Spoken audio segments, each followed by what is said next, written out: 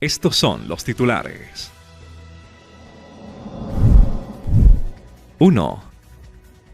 El estratega político Juan José Rendón presentó su carta de renuncia al cargo de estratega general del comité presidencial que ejercía en el equipo de Juan Guaidó.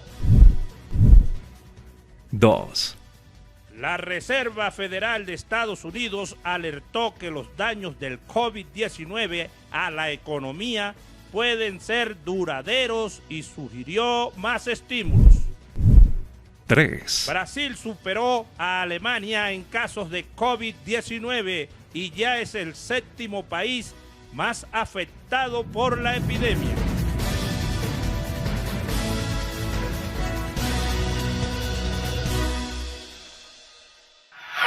TZ Noticias, noticias para todos. Te invito a que te suscribas a mi canal de YouTube, Toba Zuleta, y diariamente te estaré informando sobre la actualidad mundial. TZ Noticias, noticias para todos.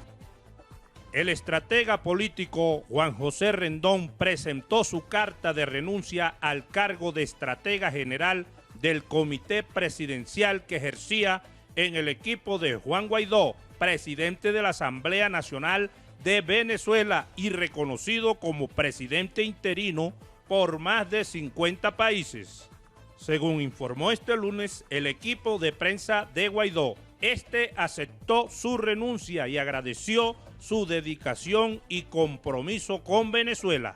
En la carta divulgada por el equipo de Guaidó, Rendón ratificó su respaldo a la causa democrática e hizo un llamado a todos los sectores nacionales e internacionales a reforzar el respaldo al presidente interino y a la necesidad de conformar un gobierno de emergencia nacional como la única vía real para salvar a Venezuela de una catástrofe sin precedentes. En una entrevista con CNN, Rendón dijo a la semana pasada que firmó un acuerdo preliminar con la idea de explorar si se podía capturar y entregar a la justicia a varios miembros del gobierno ilegítimo de Venezuela que están procesados o que tienen órdenes de captura por parte de Estados Unidos. Sin embargo, asegura que este acuerdo no llegó a hacerse efectivo y que decidieron desentenderse de quienes ejecutarían el operativo, por lo que considera que la información que ha salido a la luz por parte del gobierno ilegítimo de Nicolás ha sido manipulada y tergiversada. Jamás estuvo en el interés de la comisión ni de ninguno de sus miembros participar en actividades violentas y mucho menos ilegales o vinculadas a personajes reclamados por la justicia y con cuentas pendientes en varios países, dijo Rendón en la carta de renuncia. La Fiscalía General de Venezuela anunció este viernes que pedirá a través de Interpol la extradición de Rendón desde Estados Unidos, sospechoso de firmar un contrato para una operación que, según el gobierno, tenía como objetivo el derrocamiento del cuestionado presidente Nicolás. Otro de los que presentó su renuncia en su caso al cargo de alto comisionado presidencial de estrategia para la crisis fue Sergio Vergara, también diputado de San Cristóbal a la Asamblea Nacional por voluntad popular. Vergara publicó la carta de dimisión en su cuenta de Twitter, en la que, si bien reconoce que estuvo junto a Rendón, abocado a la valoración de escenarios y posibilidades, negó tener conocimiento de la llamada Operación Gedeón. Guaidó, por su parte, negó que hubiera estado involucrado en esta operación, como afirma el gobierno de Nicolás. También negó haber firmado contrato alguno. Según el comunicado difundido este lunes, Rendón y Vergara ratificaron su respaldo a la causa democrática. También ratificaron su reconocimiento a Guaidó como presidente interino de Venezuela, tal y como han hecho medio centenar de países. embargo, creo que vale la pena recordar que no es la primera vez que JJ, sin restarle sus méritos como asesor de campaña presidencial, está en curso o está en medio de una situación tan extraña como JJ protagonizó escándalos similares en Colombia bajo la presidencia en Colombia y en México con la presidencia de Nieto. Creo que es importante preguntarse cómo está afectando la firma del contrato, la posición bipartidista hacia Venezuela. El manejo que se está haciendo de parte del gobierno interino está poniendo en peligro el consenso bipartidista en torno a Guaidó y en torno al gobierno interino. Una investigación natural que probablemente se dirige más hacia los contratistas que en su momento firmaron con JJ y con Vergara más que hacia el gobierno interino. Creo que la buena noticia dentro de todo esto es que al día de hoy el tema Venezuela no está entre los 25 puntos más relevantes de la campaña presidencial en los Estados Unidos. Me preocupa muchísimo que la forma en que se está manejando este evento termine convirtiendo a Venezuela en un tema estancado como es el tema cubano. El control de daños que está haciendo el gobierno interino, desde mi perspectiva, pues no está siendo del todo eficiente. La salida de JJ Rendón y de Sergio Vergara del gobierno interino difícilmente va a resolver los puntos que Primero Justicia planteaba públicamente. La Reserva Federal de Estados Unidos alertó que los daños del COVID-19 a la economía pueden ser duraderos y sugirió más estímulos. El presidente del Banco Central de Estados Unidos rechazó el uso de tipos de interés negativos, una medida pedida por Donald Trump. Sus palabras impactaron en las acciones de Wall Street.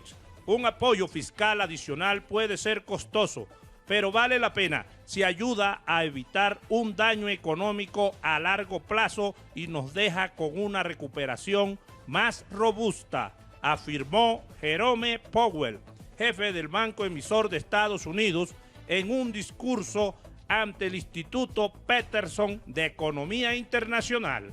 Powell prometió que la Fed va a continuar usando todas sus herramientas a plena capacidad hasta que la crisis haya pasado y la recuperación de la economía esté encaminada. El Banco Central expandió su programa de préstamos incluyendo también a las pymes, muy afectadas por las medidas de confinamiento, para dar más liquidez a todo el sistema financiero. El jefe del banco emisor recordó que la Fed solo tiene capacidad de préstamo y no de gasto, sugiriendo una vez más que el Congreso no debe ser reacio a buscar más formas de apuntalar la economía.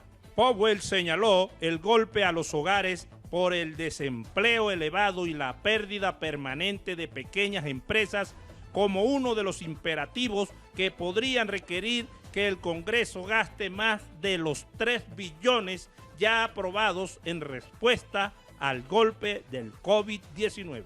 El apoyo fiscal adicional podría ser costoso, pero vale la pena si ayuda a evitar daños económicos a largo plazo y nos deja con una recuperación más fuerte, dijo Powell. En un momento en que en 2 meses el desempleo subió de 3.5% a 14.7% en abril y el PIB del primer trimestre se contrajo en un 4.8%, la Cámara de Representantes presentó el martes un nuevo plan de estímulo por $3 billones, que se sumaría a otros planes ya aprobados por casi $3 billones. La posición de la Fed sobre los tipos de interés negativos no han cambiado. No es algo que la Fed esté contemplando, subrayó Powell en respuesta a los crecientes llamados a tomar esta medida extraordinaria, incluidos los del presidente de Estados Unidos, Donald Trump. Tras las palabras de Powell, Wall Street registró pérdidas antes de recuperarse cerca de 1 hora después de la apertura. La propagación mundial de y la ausencia de una vacuna para hacerle frente hacen de la incertidumbre el factor que evita pronosticar el impacto o la duración de esta. El alcance y la velocidad de esta recesión no tienen precedentes modernos. Son peores que ninguna recesión desde la Segunda Guerra Mundial. Estamos viendo un descenso significativo de la actividad económica y del empleo.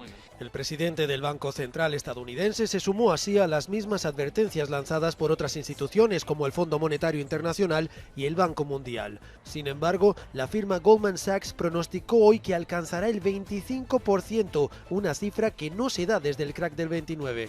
Puede pesar en el crecimiento de años venideros. Largos periodos de desempleo puede dañar o acabar con la carrera de los trabajadores, porque sus habilidades pierden valor y sus redes profesionales se pierden. Pero el presidente del Banco Central consideró que vale la pena invertir aún más para prevenir daños mayores y más duraderos en un futuro. Brasil superó a Alemania en número de casos por COVID-19 al registrar 178.214 contagios y ya se coloca como el séptimo país más afectado por la epidemia, por detrás, pero muy cerca de Francia. En cuanto al número de víctimas mortales, Brasil es sexto con 12.461, por delante de Bélgica que tiene 8.761 y por detrás de España que tiene 26.920. En este sentido, el Ministerio de Salud de Brasil ha confirmado este martes en su último parte con fallecimientos de 881 personas por COVID-19, lo que supone la cantidad más alta registrada en solo 24 horas. Brasil es, por lo tanto, la región de América Latina más golpeada por la epidemia del COVID-19. Pese a ello, el presidente de Brasil, Jair Bolsonaro, se ha mostrado contrario a adoptar medidas de confinamiento por considerar que dañarían en exceso la economía del país. Ante la falta de acción del gobierno federal, las autoridades estatales y municipales apelaron al Tribunal Supremo, que decidió otorgar plenos poderes a gobernadores y a las autoridades municipales para definir sus propias medidas con las que contener el avance de la enfermedad. Sao Paulo ha registrado casi 4.000 decesos y más de 47.000 casos de contagio, mientras que Río de Janeiro está cerca de los 2.000 fallecidos y alrededor de los 18.500 positivos. En estados como el de Amazonas, noroeste de Brasil, las autoridades locales calificaron la situación de calamitosa después del colapso del sistema de salud durante las últimas semanas. De acuerdo con los expertos locales, las cifras podrían ser incluso peores debido a la baja cantidad de testeos disponibles y de un subregistro de los fallecimientos. La Organización Panamericana de la Salud dijo el martes que ve con preocupación la propagación del COVID-19 en Brasil, el país latinoamericano más golpeado por la epidemia, y urgió a las autoridades a seguir conteniendo su avance. Marcos Espinel, director del Departamento de Enfermedades Transmisibles y Análisis de Salud de la OPS, destacó el alto número de contagios en Brasil y recordó que al tener fronteras muy porosas, sus vecinos también deben actuar. El aislamiento social, el uso obligatorio de tapabocas y la restricción de las actividades comerciales rigen en varias ciudades brasileñas a pesar de las críticas del presidente ultraderechista Jair Bolsonaro, que considera estas acciones nocivas para la economía. Espinal dijo que Río de Janeiro y Manaus, la capital del estado brasileño de Amazonas, donde el nuevo COVID-19 triplicó el número diario de decesos, son focos infecciosos, dijo. Exactamente donde los periodistas le preguntaron al presidente Jair Bolsonaro sobre el aumento de los casos en los últimos días, y él contestó ¿y qué? ¿Y qué quieren que haga? Es que a diferencia de los otros países donde la pandemia fue epicentro, recordemos que comenzó en China, después los epicentros pasaron a Europa, España, Italia, después pasó a Estados Unidos y a Gran Bretaña, un condimento que se llama el R, o sea, la tasa de contagios. ¿Sí? De eso que hablaba Merkel en su momento, lo que explicaba Merkel. Brasil en estos momentos tiene esa tasa de 2.81, por lo cual las previsiones, si bien hoy son malas, el mañana es mucho peor. A diferencia de estos países donde fue epicentro, Brasil tiene un montón de condimentos que son aún peores, que tienen que ver con una cantidad enorme de población bajo extrema pobreza, la parte de la Amazonia, ¿sí? Donde hay muchas comunidades aborígenes, donde los cuidados o los insumos hospitalarios no llegan, y también tienen que ver con las políticas que desarrolló Brasil en los últimos años, que tienen que ver con la deforestación. Básicamente la deforestación hizo que estas comunidades que estaban resguardadas se acercaran a personas que iban a deforestar, al presidente que o cambie la situación sanitaria o que renuncie. Creo que para la región va a ser una complicación si Brasil se vuelve un epicentro de la pandemia, sobre todo por estas cuestiones que se plantean, que es lo frágil de su sistema.